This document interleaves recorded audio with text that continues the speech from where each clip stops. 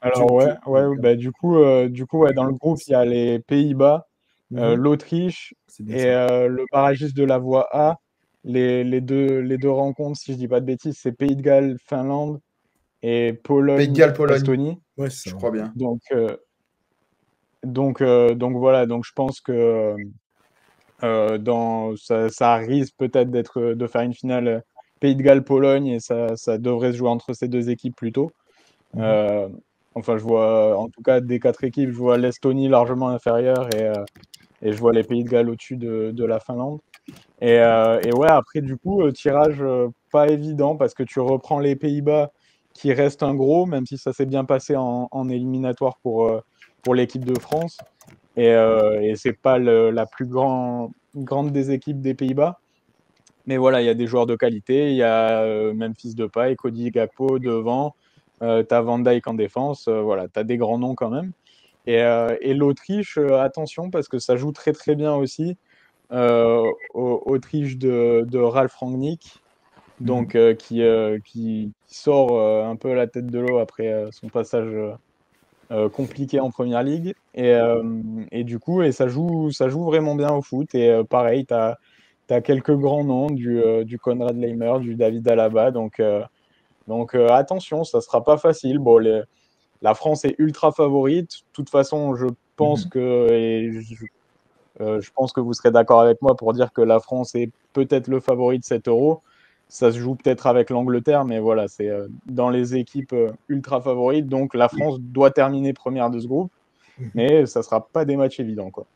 C'est clair. Euh, Juste donc petit, enfin, voilà, tu en as très bien parlé, Hugo, donc de ce groupe D avec la France. C'est quoi enfin, le principal concurrent des Bleus? Donc ouais, je pense qu'on sera d'accord, c'est forcément les Pays-Bas. Est-ce qu'il y a une équipe, enfin, ça va être quoi le classement pour vous? C'est quoi le classement de ce groupe? La France largement première, largement dominatrice. 3 matchs, 3 victoires, Nico?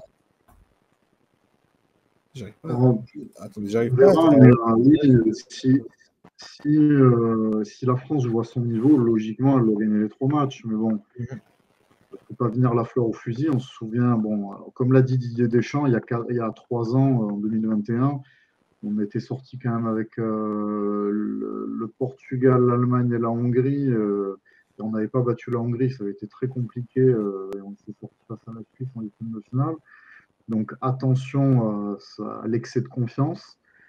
Par contre, c'est sûr, une chose qui est certaine, c'est que si on joue à notre niveau, on doit largement dominer ce groupe.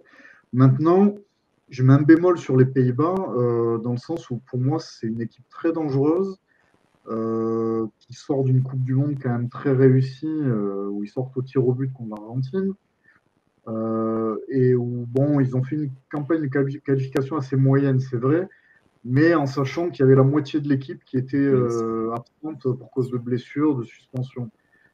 Comme Hugo l'a dit, hein, Van Dijk en défense, évidemment, bon, c'est pas le Van Dijk de 2019, mais quand même, ça reste un grand joueur. Il y a Frenkie de Jong qui a fait un beau match hier contre l'Atlético avec le Barça, qui revient bien, qui va être très important pour le système de Ronald Koeman dans un milieu à 3.